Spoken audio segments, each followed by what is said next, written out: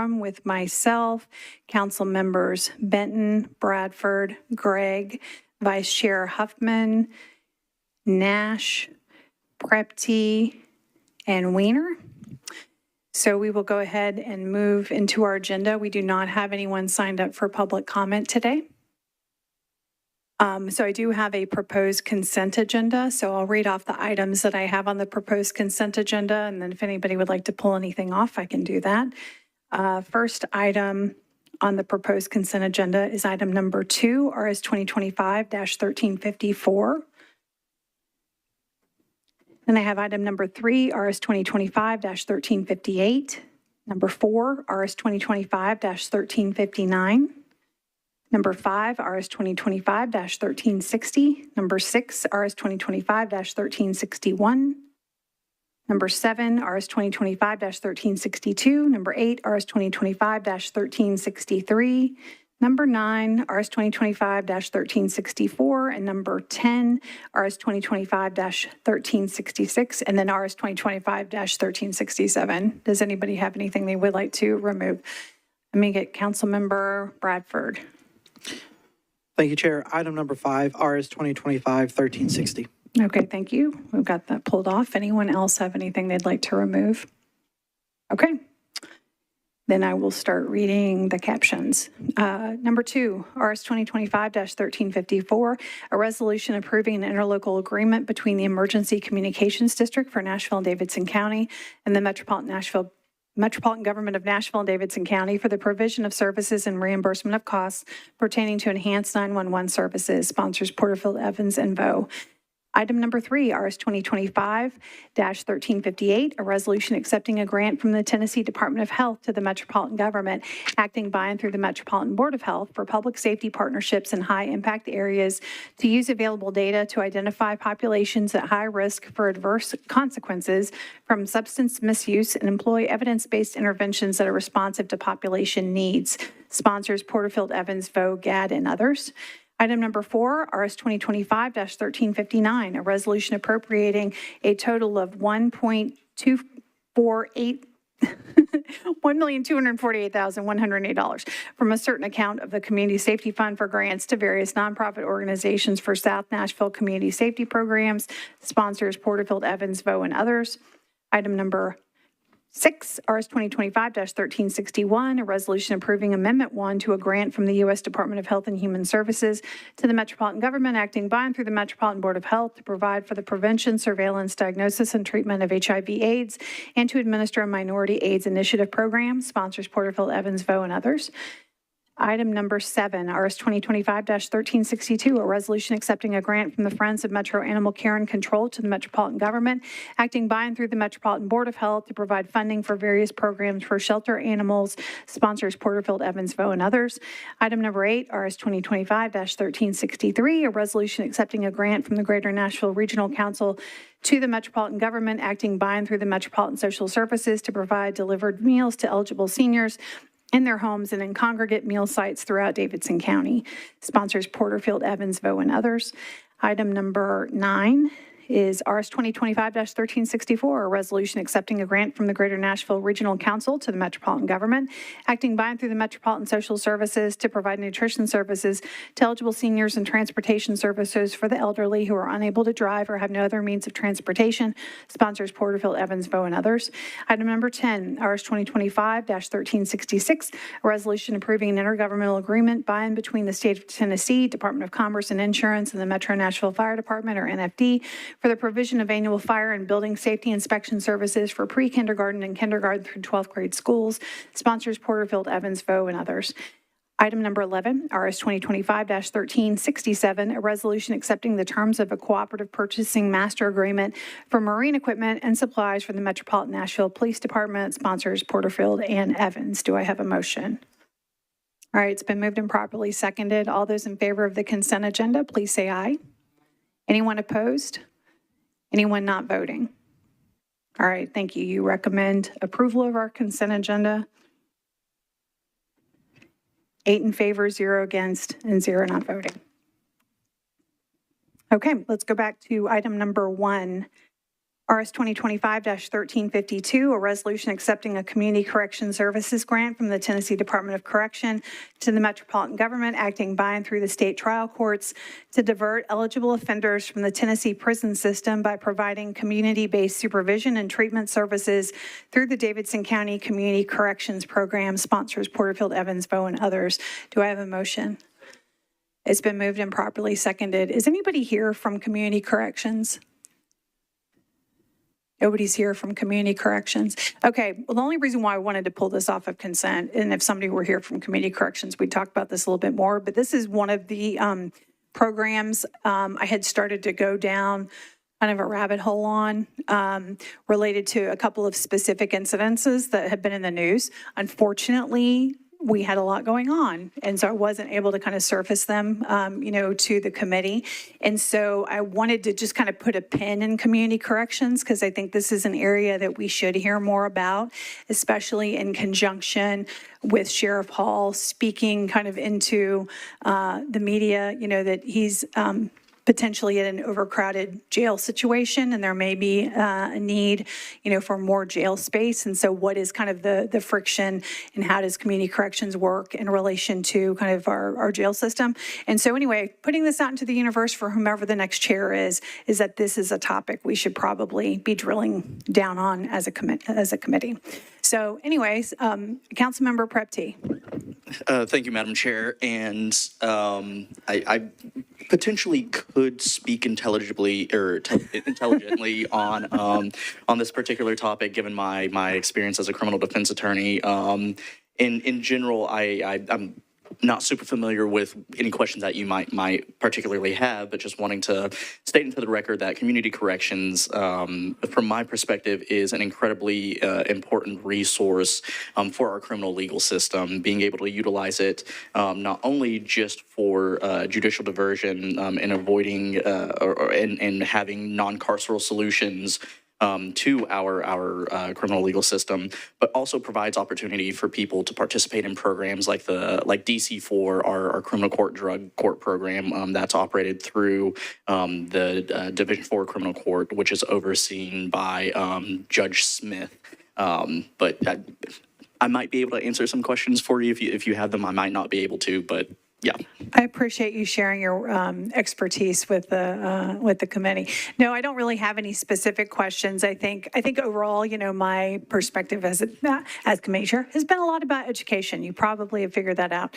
And so this is one of those topics that I think that it's kind of under the surface of like what we talk about related to criminal justice. And so it's one of those things that I just think if we had a speaker in the future, if the next chair decides that would be a valuable thing, I think it would be cool to hear a little bit more, especially because of the sheriff talking about the jail system and kind of things that, he's navigating. And if I may. Sure. I don't want to volunteer anybody for anything. So Judge Smith, if you're watching this, I'm not volunteering you for anything. But I think it would be helpful for us to hear from Judge Smith about sort of the administration of DC4 and how it interplays with community corrections. Because again, I think it's a phenomenal program that our state courts are able to administer for folks. So yeah. Yeah, and I think it was, I read it was in danger several years ago at the state level, and there was a lot of kind of escalation around that too. So anyway, not obligating anybody in the future to do anything, just making a note of it for now. So thank you, Councilmember Prep T. Thank you, Chair. So anyway, can somebody renew the motion, please? So moved. Second. All right, all those in favor? Aye. Anyone opposed? Anyone not voting? All right, we recommend approval. 8 in favor, 0 against, 0 not voting. All right, let's go to item number 5.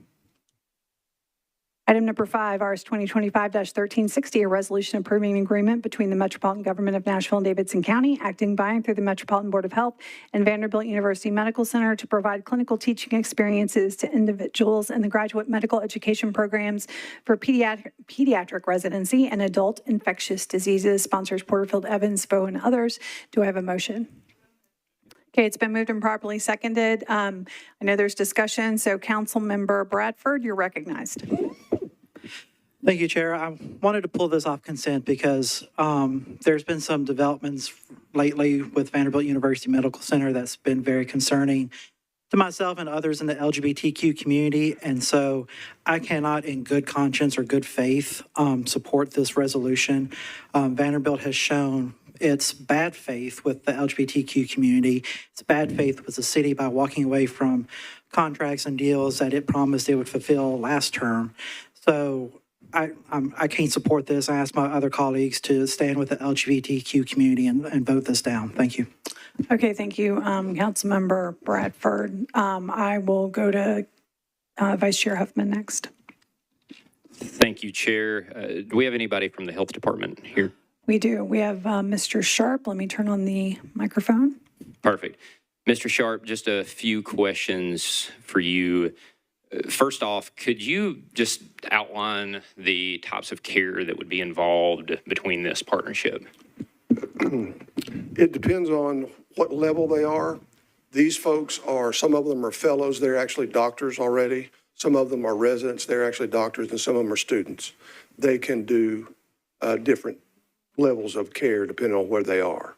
They go to it's for adult immunizations and pediatric care. So that's a lot of our care is for small children.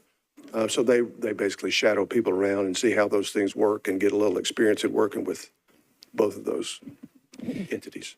Is it an accurate statement to say that the majority of patients that are seeking the health department for care are either on Medicaid or have no insurance at all? Yes. And one last question, and then I just have a comment, Chair. Medicaid, actually. Medicaid, yes, I'm sorry. Yep, thank you. Thank you for the correction there. Thank you. The last question, and this is just a clarifying question. The health department, as it stands today, there's no gender affirming care that's taking place. Is that correct? I don't think so. Okay. Thank you. And really, what I'm getting at is I understand the LGBTQ caucus's position on this. It's definitely nothing that I agree with what Vanderbilt did. However, I have a problem with not supporting this resolution just simply because of the exposure that these clinicians can get. You're getting exposed to the most vulnerable population that we have. And it's patients that are on Medicaid, and I want to note, on Medicaid for now, until they could potentially get kicked off. We're talking about patients that don't have insurance, and I don't know where else they could get that type of exposure. And for one of the most prestigious medical schools in the country, I think that it would be very good for anyone that's coming out of that school to just be able to work at that level. So thank you. All right, thank you, Vice Chair. Anybody else have any other comments? Councilmember Weiner, you're recognized. Thank you. I'm going to agree completely with what my colleague just shared. I, too, have a lot of heartburn over what's happened at Vanderbilt, but I also don't want to penalize the students that are going to go through a system with the opportunity to meet and engage with a variety of demographics. And that's part of the value of this program. And so I don't want to penalize them for the decisions that the administration at Vanderbilt's made. Thank you. All right, thank you, Councilmember Weiner. Anyone else have any other comments? Chair Prepty. Thank you, Madam Chair. I appreciate my colleague, Councilmember Bradford, raising some of the issues that have transpired with Vanderbilt Medical Center. And I'll echo some of the points that my other colleagues have made with wanting to ensure that folks are able to access resources. However, I will be abstaining on this vote. Just some of the work that I've done legally, I think it would be inappropriate for me to vote on this, so I'll be not voting on this one, abstaining. Thank you, Chair Prepty. Any other discussion? Okay. Councilmember Nash. Thank you, Madam Chairman. I understand what Councilman Bradford's trying to go to, but there's no telling how many of these doctors that we might be helping may be part of your LGBT plus community. We don't know how many people that they're assisting that may ultimately be part of the LGBT community. With this new administration, a lot of colleges have been put under pressure to do things they didn't necessarily want to do. I think you give Vanderbilt time, they'll work through most of this, and I don't think we ought to be taking the broadsword and just shooting everybody for the one issue that they've disappointed us on, maybe. So I will be voting in support of. Thank you, Councilmember Nash. Any other discussion? All right, all those in favor of RS 2025-1360, please say aye. Anyone opposed? No, one in opposition, and then we have one not voting. All right, so we recommend 6 in favor, 1 against, 1 not voting. So we recommend approval. All right, thank you. So we do have a presentation today, but I kind of want to segment things a little bit. And so Mr. Sharp, if you wouldn't mind coming up to the podium real quick, I just have a couple of questions because I don't want you to leave before I get to ask these questions. So can you speak to the leadership changes at Metro Animal Care and Control and kind of the process of what's happening with that departure? So Ashley Harrington has moved on to greener pastures. She will be here for a while and is going to stay and help with the transition. Danielle, what is Danielle's last name? Danielle, whatever she just said, is going to be the interim director. And she has been with Ashley for a while and knows the people in the place quite well. And we feel like that it's in good hands with her at this point. And then I understand that, there's as far as the transition, because I did follow up just to ask about what that process is going to look like, because we did have, some community members who've come forward who really want to have an opportunity to kind of share their feedback about MAC and, what that transition looks like and, the hiring of a new director. So I understand that there will be, Daniel will be in place as the interim and that Ashley will be on for kind of that transitional period. And then the position will be posted, and then you guys will go through kind of that hiring process and interview process. Right. And it's the same process we use for pretty much everything. Every once in a while, the actual director's hiring will get hijacked a little bit. But for most of the worker bees, it's not that. We have a panel of folks in the department that will do the interviews of all the applicants and then score them and recommend one or the other. Yes. Okay. Thank you. And then the other question that I had, or actually, I guess kind of I wanted to tee this up for you to add any color around it. I had seen the information that came out in the news about the injunction around the lawsuit that Metro joined with, about RFK and some of the recension of funding, for the department. And so I emailed Director Dietz, and he said that the health department and legal were working through, like, what would that look like? Is there opportunity to, like, rehire people, those kinds of things? Is there anything that you want to share with the committee kind of about that lawsuit or kind of where you all are with it? So there were 3 involved grants. 2 of them were state pass-through grants. So that money has been returned to the state. They have not yet told us what they plan to do with those. One of them is what we call ELC, which is expanding lab capacity. It's a COVID era thing. It's got, I think, a couple $1 million left and a year to run. That one we will try to encourage the state to let us use it. We think that the contract is still in place unless it was, legal have to decide if it was automatically voided when the funding was shut off. But there is a contract that's still in place, I hope. That would make it a lot quicker. The other one is an immunization grant that's at the state level. It is less money and a shorter timeline, although it would be enough to do something with what we're looking at several things with that one of which is we saw that one coming and moved, I think, 3, maybe 4 people onto local funding for this budget year. It might be possible. One of the things we're looking at is, could we supplant that local funding, at least for the period of the grant, which will be the rest of this fiscal year? and so that Metro could save that money. Hopefully, the mayor's office and the council would see fit to put him back on local funding when the time came, but we could try to save that much money for that period. The third one is a federal grant that came directly to us. It's problematic. It's scheduled to expire in about 6 weeks. They extended the period by, I think, 2 weeks or something.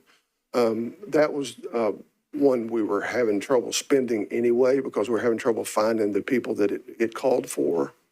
I don't know what we're going to do about that one, honestly. We're struggling to figure out whether it's even worth trying to get it for 6 weeks. Okay. Thank you for that clarification. Let me get Councilmember Chair Gadd. Thank you so much, Madam Chair, and thank you for recognizing me, even though I'm not on the committee. I just have a couple of follow-up questions, Mr. Sharp. Have staff that were let go been communicated with? Oh, yeah.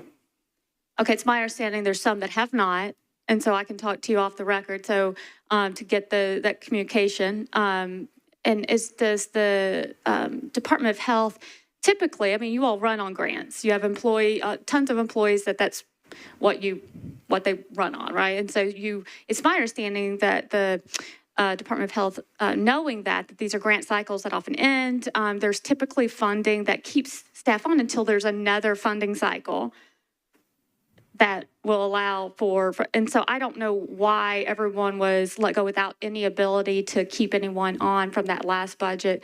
And maybe you all never do that, and that's a very unusual thing for you to operate under grants and have grant-only funded employees.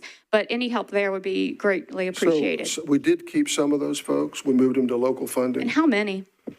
I'm not sure exactly. 4 or 5. It'd be great to know, 4 or because 5. each one of these folks are either probably looking for employment or would love to hear from the department. So if you know the exact number, who those folks are, who've not been, then please do follow up with me. They certainly have that number. The HR folks, what they have told me at least, is that when somebody's separated like that, they try to help them find a job first in Metro, and then otherwise if they can. That's what they tell me. Okay, thank you. Some of these folks are listed and referenced in the injunction. So it'd be really great if we can, actually follow up on what we said we would do as a commitment and the other information on where we do with the budget. How do we budget funds when grants end, like they do suddenly in some instances, and how we're not Normally you able have to. more than 1 day's notice, so you've got a little bit more time to prepare. We got a letter on Thursday that said this I understand ended that. yesterday. So What's wonderful is you've had some time since then. And unfortunately, folks have still not been placed and contacted to actually have help. So I look forward to the follow-up. Thank that's you. surprising, yeah. It's not, but thank you. All right, thank you both. I really appreciate it. Anybody else have any other questions around anything, Mac or grants? Okay, thank you so much, Mr. Sharp, for sticking around so we could ask that. Okay, we will go ahead and move into our presentation, and then we will pick up our other department updates. And so if we could have Adam Rosenberg come on down.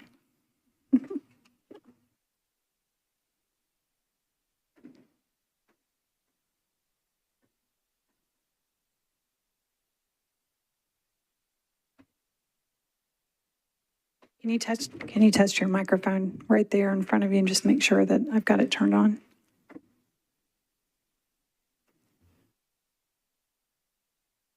Hello?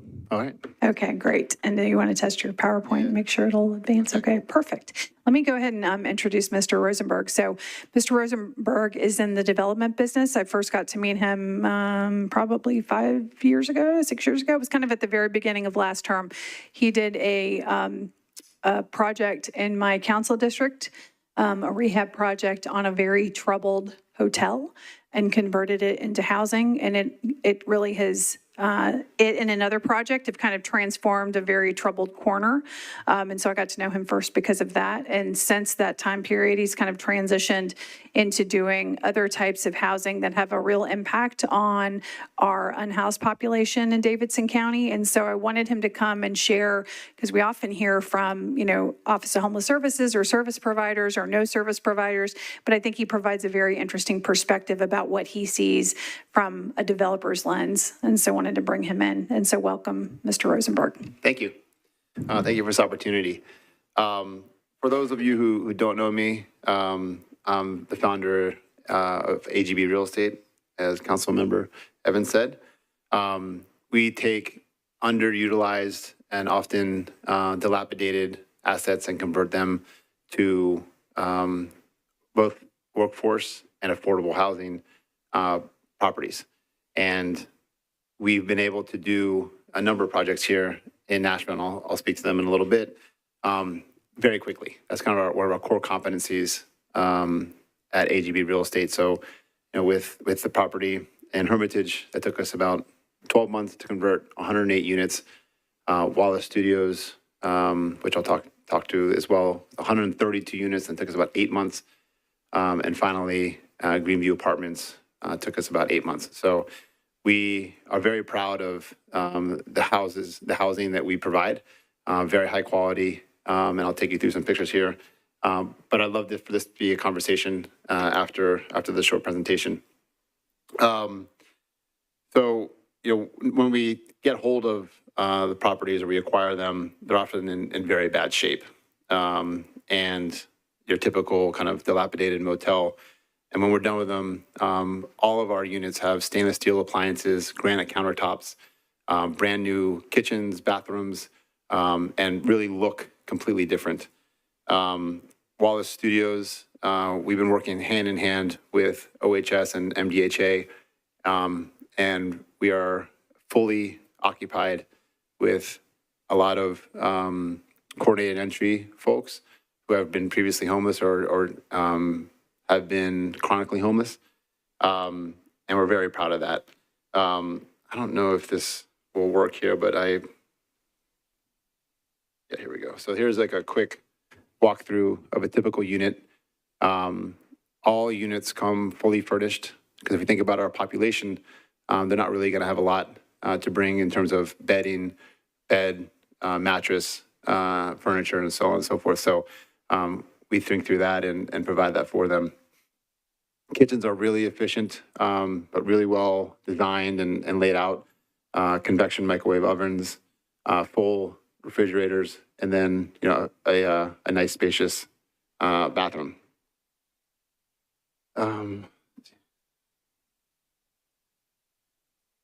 Greenview Apartments, we were awarded the Barnes Fund round 14 with I Am Next. I Am Next helps youth who have aged out of the foster care program. And one of the things that we're most proud about is we went out and found a voucher that had never been used before in Davidson County to help this very challenged and very needy population called FYI, which is Foster Youth Independent Vouchers. They've never been used in Davidson County before. And we collaborated with MDHA, HUD, I Am Next to bring those vouchers here. And we're in the process of housing young adults with those vouchers. So we're very, very, very proud of that. We also work, in addition to MDHA and OHS, we go out because we house so many people who have so many different needs. That is not our line of work. We're very compassionate developers, and we care deeply about our tenant base, but we are not specialists in a lot of the acute needs and challenges that they face on a day in and day out basis. So we partner with other organizations like Neighborhood Health, the Mental Health Co-op, One Gen, and the store to help them get food. We also have a peer support person on site who's dedicated to the property to help the folks with peer support have lived experience. And that's one of the things that we rely on most is having our tenants be able to find community and others who have experienced what they've experienced in their journey to hopefully be housed for a long period of time and potentially move out. What we do is very complicated, and that's why I think Councilmember Evans invited me here. This is a partnership amongst various, we're private, but public and nonprofit groups who come together in various different ways. And so, what we have seen at both Wallace Studios and Greenview Apartments is nonprofits have been stretched really thin. We've heard about, the last year even, and then this year with the lack of funding. It has gotten to the point where there are significant delays. So if you put yourself in the shoes of someone who is struggling with mental health or maybe with some addiction, and they call their caseworker, their nonprofit, depending on who it is, and they don't get a call back that day, maybe a week later, maybe that call doesn't get received. And in that time period of which that call was made, there's a million different little molehills for us that mount up and really make it much more difficult for that person to regain stabilization. And so that's something that I'll talk about in the next slide. What I also find is that a lot of our tenants want a job, and they ask us for it all the time. And we've been able to hire some of them. Some of the I Am Next young adults, there's 2 of them on our staff, and they're fantastic. And we also hire people to help around the properties as well. But people really need a purpose, and I'll talk about that in a second as well. So we saw that there was a gap, and I went out to a private foundation and pitched them on funding a clinical director that we dedicated to Wallace Studios, because otherwise we were having trouble getting the attention we need from the service providers, who are stretched very thin, and also the funding here locally and currently in the metro government isn't there. But we believe it's important to really meet these individuals where they are. We get them housed. That's great. But what next? So what I've been working on with my team is a 3-pillar solution, which is housing. Okay, AGB does that. And by the way, we've worked with other local private businesses to get creative about job training. We organize job training interview prep courses where we take them off site. We give them lunch. That presentation is done. Mock interviews are done. So we go far above and beyond what a lot of developers do, because we really care about the success of our tenants. We really want to see them succeed in life. So housing, number 1. Okay, let's assume we got that. On-site support, meaning what I talked about earlier, is having someone who is dedicated to the asset, that is there, that is trusted day in and day out to meet with that person or those people to help them in their struggles, whether it be mental health, whether it be addiction, whatever it is, help them get the resources that they need, because our team is not trained for that. They will help if they can.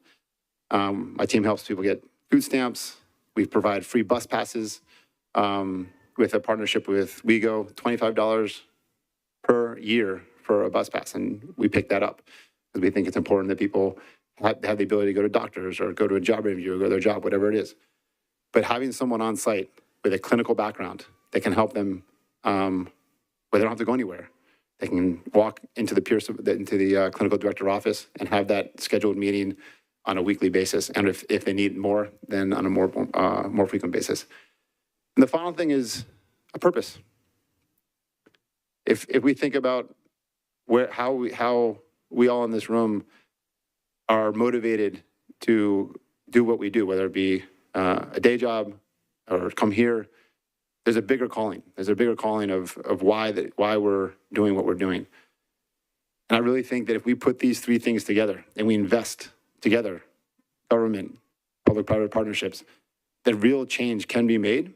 And it'd be one of the things I'm most excited about is we're going to be doing all this at Wallace Studios. So we have the housing, we've got the clinical director funded by a private foundation, and we need more help on the purpose side. And that can be job, it can be job training, it can be volunteering, it can be learning a new language, it can be learning how to take care of pets or guardian, whatever it is for that person.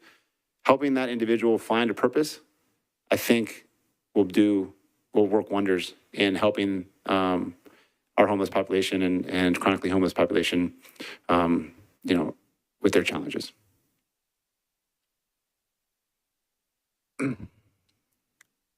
So we welcome discussion and collaboration and creativity with Metro government to figure out how we can work together to make a meaningful impact in this group that I think everyone wants to see succeed and be housed and move on to bigger and better things.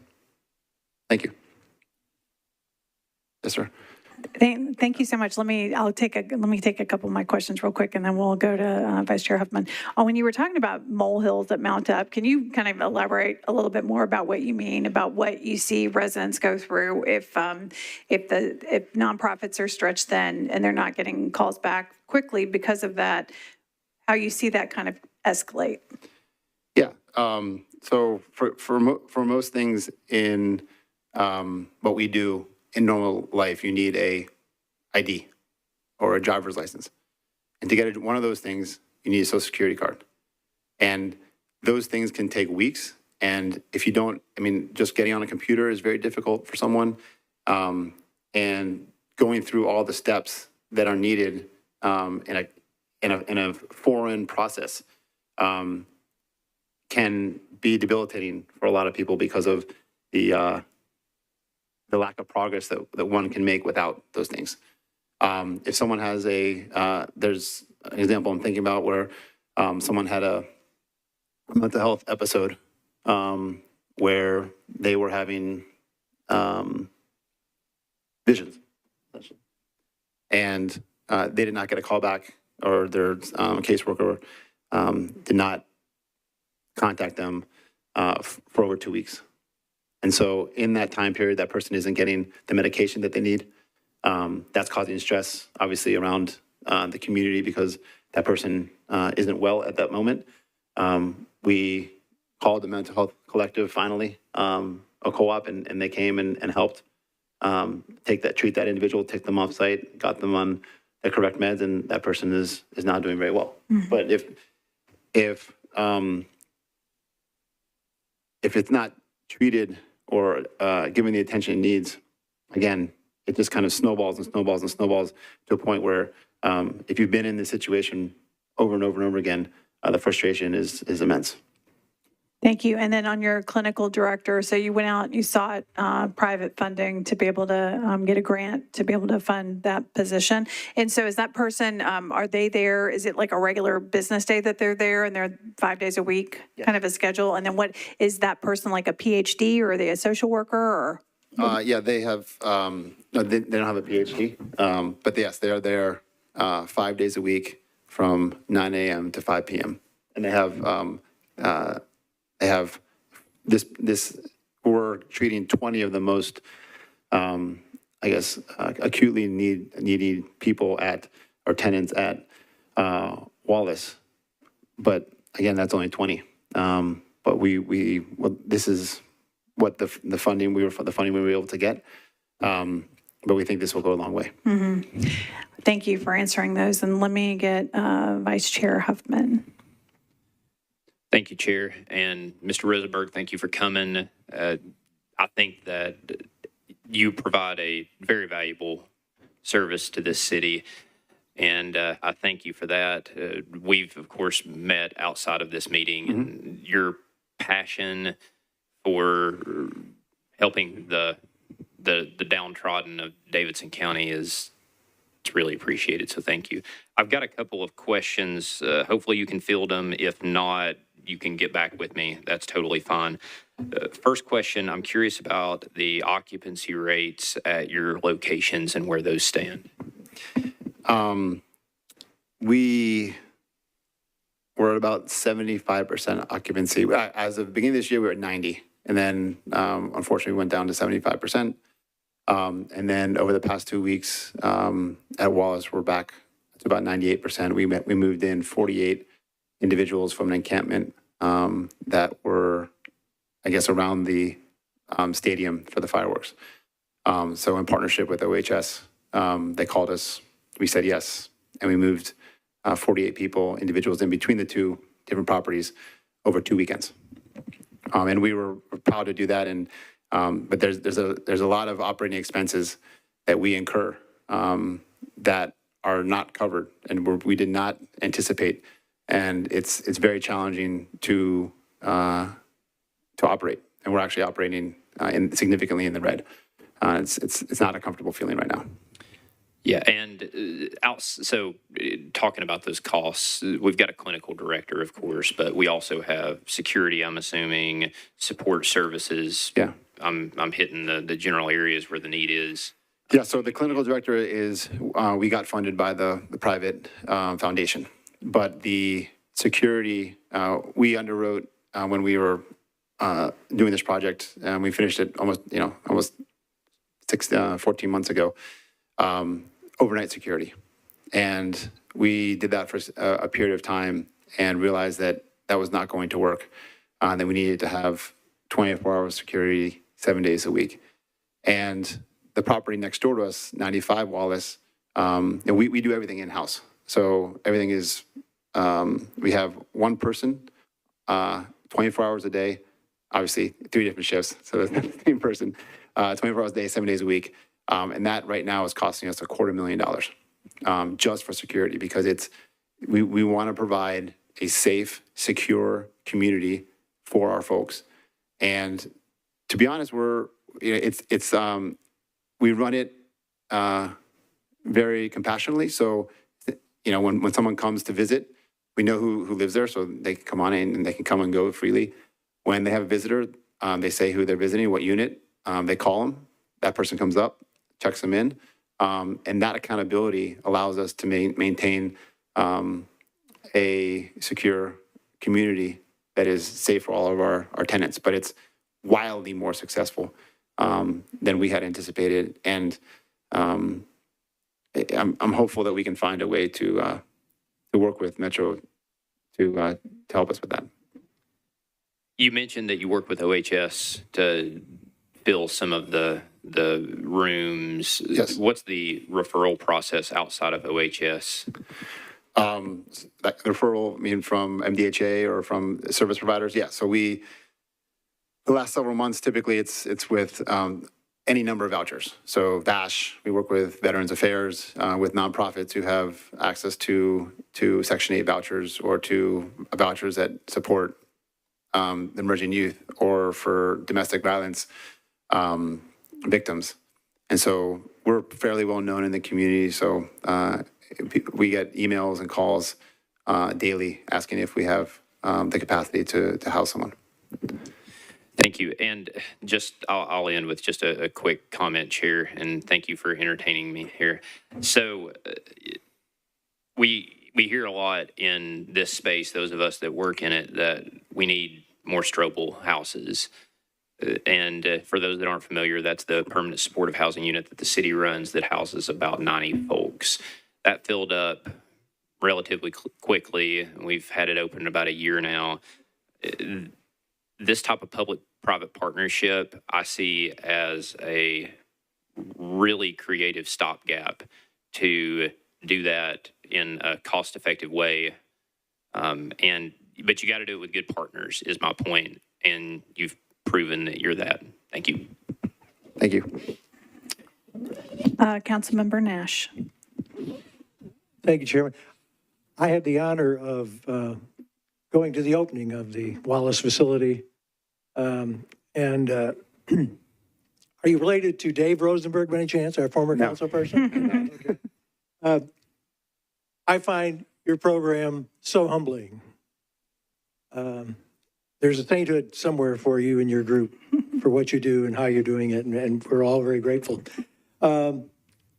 When it comes to jobs, have you been able to connect? The Titans have an apprentice program, or kind of preparing to apprentice, that I'm sure would be willing to assist.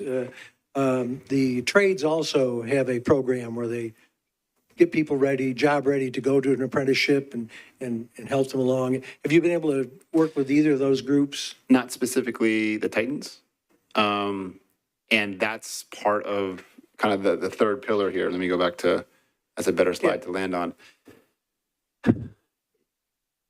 it just takes so much to do what we do. I can say it's very complicated. There's no easy solution, or it would have been done already. Yep.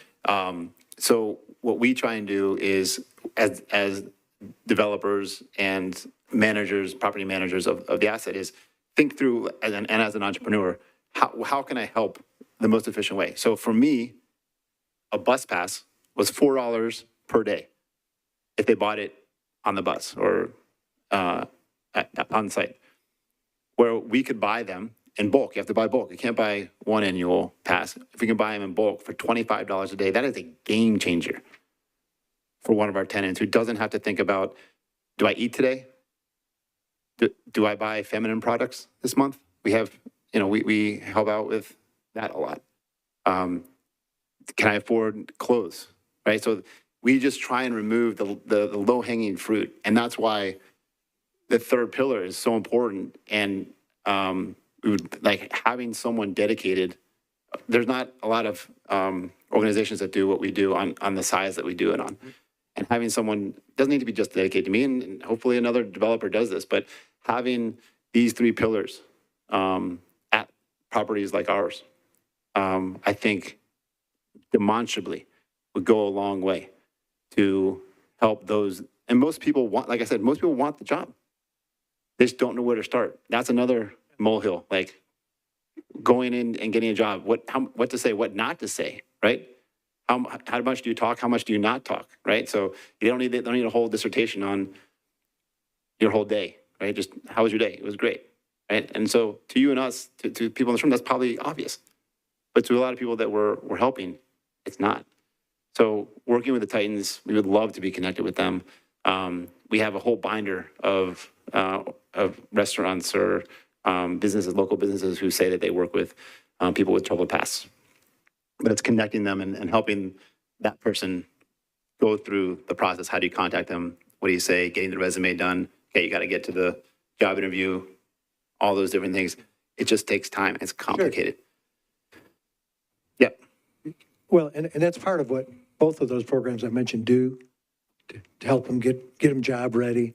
There's another group, the branch of Nashville. It's not too far from your location there over on Tusculum Road. That also, I think, might be someone you might want to at least have some interface with. They provide some food for folks that are having some struggles with food, do some language training that you'd mentioned, and I'm sure they'd be willing to do anything they could within their financial realm too. Everybody's working together. I'll make sure you get information about all those programs that I think in the area. This is my email, my cell phone. It's .co, not .com. People make that error a lot. We're going to change soon here, but like right now it's Adam at agbrealestate.co. And have you been able to find a way to interface with Southern Hills Hospital at all? Mm-mm. They don't have a large mental health program, I don't think, but there may be some there that could help. And maybe we can get you in touch with the CEO over there and see if there's something that works for you. That'd be fantastic. Please. I'll be here. So if you afterwards you can connect. Bless you. Thank you so much. We need more of you. You humble us all. Thank you, Councilmember Nash. Councilmember Bradford. Thank you, Chair, and thank you, Adam, for being here. I'm pleased to see that the development you did in my district is up and running and is doing very well. I wanted to kind of put out there as far as another resource that would specifically help the individuals at that facility. Every Saturday at Arlington United Methodist Church, there on Murfreesboro Pike, the free store operates. And so if there's any residents there that needs pretty much anything, whether it's food or blankets or clothing, et cetera, they're able to come down to the free store. They don't have to register or sign up. They can just show up and get what they need. Stuff's donated on a random basis, so but they're more than welcome to come down there and take advantage of that and see if that can help them with offsetting some of their needs for that. And there's other organizations. I think one of the ones that Councilmember Nash was referring to was MC3, Music City Construction Careers. If there's individuals who are interested in that, we can connect you with the executive director for that program as well. So again, thank you for what you're doing. I'm excited about the opportunities here in the district that you're providing residents, and hopefully we can partner again on some future projects. Yes, thank you, Councilmember. Councilmember Weiner. Thank you, Adam. Thanks for being here. He and I have had an opportunity to visit offline, and everything that you have done, I can 100% echo what everybody in the room has said, so I'm not redundant. I do have some contacts for you in the Bellevue area that I think, a couple of churches that I think will step up and help, and I'll just email you those. Okay. Okay, great. Thank you very much. Thank you, Councilmember Weiner. Anyone else? Vice Chair Huffman. Just really quickly, so we're talking about the importance of that third point, purpose pathways and getting people work, right? One of the biggest hindrances for the unhoused as they seek jobs is transportation, and the expansion of bus services through Choose How You Move is going to dramatically impact that third point. So just want to make that known for the viewing audience. Thank you.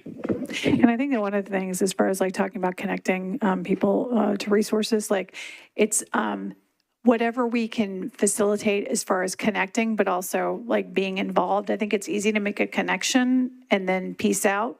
And so if there's relationships that you have cultivated that you can help kind of nurture the process, I think that would be easier too.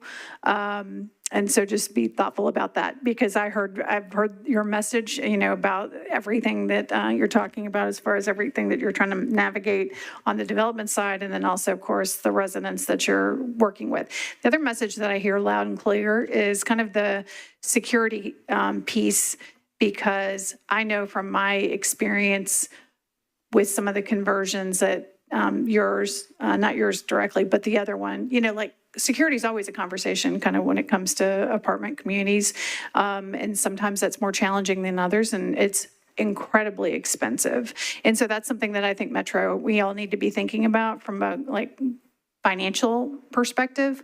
What does that look like? Because if you're housing more people than we have at Strobel, it feels a little unbalanced in how we're doing some things. And so that's like an offline conversation that I think that we all need to have. But that's definitely something to be thoughtful about too, because I hear exactly what you're saying and know how expensive security is to help people who are transitioning into a new environment and need to navigate those personal relationships. And at the same time, if they're taking a step into on a different path, that maybe some relationships they need to leave behind. And we give them the excuse, which is the security. They're the ones who are saying no, not their friends who are saying no. And thank you for that. That's exactly right, Councilmember. We do what we do, because we know it's the right thing to do, and we want to continue to be able to do it. But we are shouldered with everything from the development side to the housing side, the property management side, security, peer support, and it's a lot for one organization that is not really set up to do that, which is why we'd love to get creative with Metro to find ways to help solve these very complicated problems. Yeah, thank you so much for being here. Any last questions for Mr. Rosenberg? Okay, Councilmember Benton, you're recognized. It's just a quick comment. I just wanted to let Mr. Rosenberg know that I have toured Greenview, and it is a nice facility. Thank you. Thank you very much. We're very proud of, again, we like to say we develop things that we would want to live in as well, which is why we go the extra step to do that. Thank you. Yeah, thank you so much. Thanks for being here.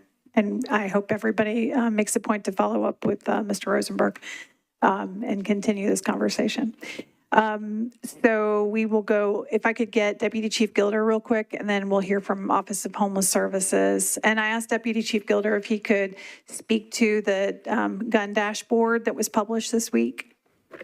Hi, thank you. So guns stolen from motor vehicles has been an ongoing issue in Davidson County and around the state of Tennessee for a number of years. We were happy to see that in 2024 we had some of the lowest numbers that we've had since 2019, but there has been a recent uptick. in gun stolen from motor vehicles. One of the things that we wanted to do that we thought might help with the education campaign, we're always talking about securing your valuables, including firearms. Don't leave them unattended in your motor vehicle, and making easy targets for thieves. So one of the things that we do with our education campaign, that we created a dashboard. If you've gone to our police website, there are a series of data dashboards that are available, and those are recurring, updated mostly on a daily basis. You can look at uniform crime reporting, incidents maps, so where the crimes are occurring, suspect and victim demographics, gunshot injuries, firearms, DV incidents. There's a whole host of those. So one of those that we added was a stolen firearms map. So you can go in and you can parse the data out and see the number of guns that have been stolen over a time period, and you can adjust the time from buildings, from persons, from vehicles. You can adjust it by precinct and see how many are out of your precinct, and also by zip code. So I recommend you go in there, play with that, look at the numbers. If you have any questions, you can let me know, but it's pretty eye-opening to actually see all the dots on the map. So you can go in there and you know, you hear about guns being stolen, and you hear about the, you know, we've had 550 guns stolen from cars so far this year, but when you actually zoom into your neighborhood and you see, oh man, this is actually happening in and around me, it kind of hits home. A couple things I will say about the data. We do exclude cases involving juveniles and cases involving sex offenses. In this context, that's not very many, but there's some privacy issues around that. And then you'll notice when you zoom in on it, it'll show you the incident, but it only shows it to the 100 block. So if you live at 123 Main and that's where the gun was stolen, it's only going to show 100 Main. Again, that's because some of these are on open criminal cases, and there's protected confidential information. So we put it at the 100 block level, so you don't know exactly where it was, but you get the idea of the general location. And I will say, we are, even though some of these are up, crime-wise, you know, we've done a lot to combat this. We have a vehicle crimes division that works on motor vehicle thefts, and thefts from motor vehicles are their major focus. We are having some success year to date on that. Motor vehicle theft is down about 5.4%. Larceny, which does include thefts from a motor vehicle, but is not exclusively just that. It could be other things that are stolen. That's down 9.4% year to date. So overall, in Part 1 crimes, we're down about 10% so far year to date. So we're trending in the right direction, but again, one gun stolen is one too many. Thank you. And the dashboard, the boundaries drilled down to the precinct level, or the current precinct boundaries, right? Not including the alignments that'll change when the new southeast precinct opens. That's correct. It's current precinct boundaries. When the new precinct opens, we'll update our maps to reflect that. All right, great. Any questions for Deputy Chief Gilder? Thank you for being here. Appreciate that. And then Office of Homeless Services, Ms. Cantwell.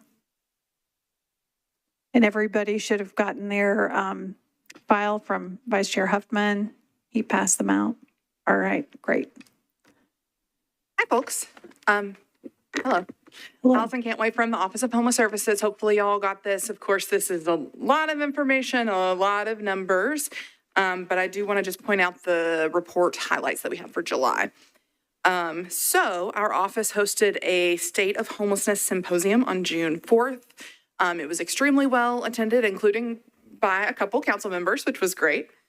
We had lots of national experts speaking. So Dr. Richard Cho, who worked for HUD and worked for the U.S. Interagency Council on Homelessness. We had Roseanne Haggerty from Community Solutions. They do a lot of really incredible work around veterans.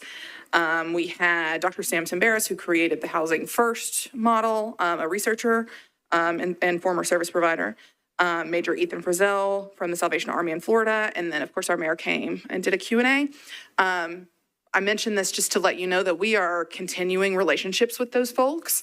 So we're still in touch with Dr. Cho, Dr. Simbaris, Roseanne Haggerty, because we want to continue relationships with them. They all have really different but deep areas of expertise. And so we want to make sure that we're still in touch with them. So we're in talks with at least one of the speakers to come back in the next few months to speak to our community again, which would be really great. Okay, between June 28th and July 1st, more than 35 unhoused folks who were living in a camp by the river, which was near Nissan Stadium, they were safely relocated to both interim housing and affordable gap loan units. This proactive move was coordinated because of the elevated safety risks, particularly fire risks that had to do with the 4th of July fireworks. That camp was directly in the fallout zone, so it would have been incredibly dangerous to life, property. So this was an emergency response to protect those folks. And lots of folks were involved in this response. So fire was involved, OEM was involved, MMPD, and lots of other community partners who were working with the folks down there. We utilized our ARPA funding that was dedicated to homelessness to help house these folks. And it was a very successful effort, particularly because we heard afterwards, I guess fire did an after-action review, and they found that there were fires that happened in that area after the 4th of July fireworks, one pretty significant fire in particular. And I guess I'm not the fire department expert, but I guess they were, out there patrolling in boats, kind of catching these little brush fires and the larger fire that happened. So luckily, thankfully, none of those folks were there. And so no one was injured because all those folks had been housed. Okay, the Continuum of Care, which is our group of local service providers who all work together to end homelessness, and it's also a vehicle for HUD funding. They have elected 4 new members of the Homelessness Planning Council. So that's really exciting. The council members, they serve 3-year terms. And so 4 folks rolled off. And so 4 new members joined, along with all of our existing members that are in the middle of their terms, including one who's here today. So at their meeting, which was last week, they elected a new chair and a new vice chair.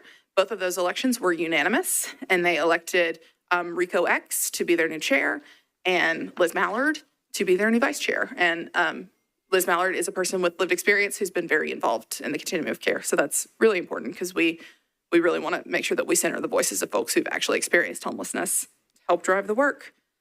And then lastly, we were able to use grant funding to send 5 OHS staff members to the annual National Alliance to End Homelessness conference. This happens every summer in DC. It is a wonderful conference with several thousand attendees, dozens and dozens of sessions and speakers. They talked a lot about innovative programming and best practices from communities all throughout the country, small, large, and everything in between. Nashville was represented by about 35 people, which was really wonderful. Like I said, 5 folks from our office, including me, were able to attend. And then our office was able to use funding also to sponsor some community members to go as well. So I think we sponsored 9 from different community agencies, folks with lived experience, in addition to our 5 staff. So those are our highlights for this month. Are there any questions? Any questions from committee members? Okay, I'm not seeing any questions. Do you want to speak at a high level to pallet shelter RFP? Sure. So a group of many Metro stakeholders created an RFP for the pallet shelters, particularly for a pilot program of up to 25 shelters. So this RFP was opened for the community. We did not get any applications, unfortunately.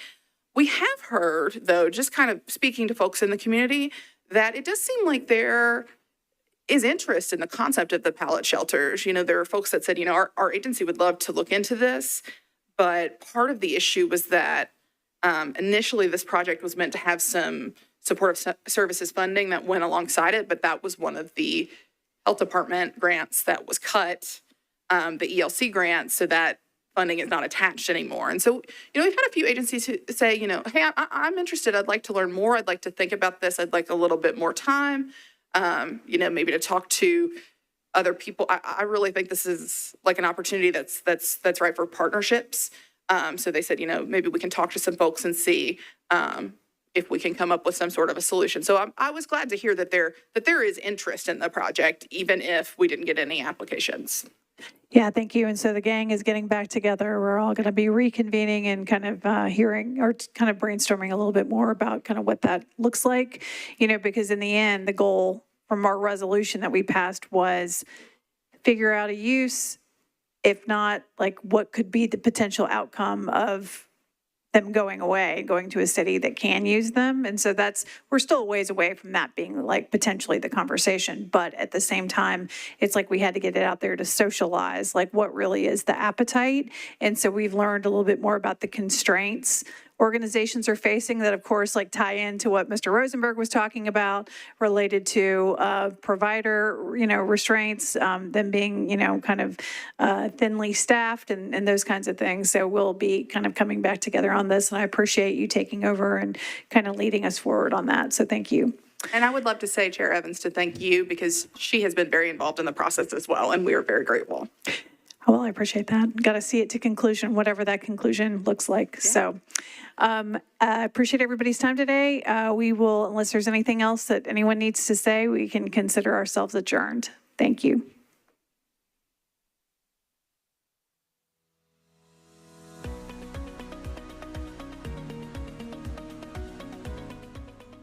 This has been a service of the Metro Nashville Network. If you would like to see this presentation again, or for more information on this and other programs, visit nashville.gov.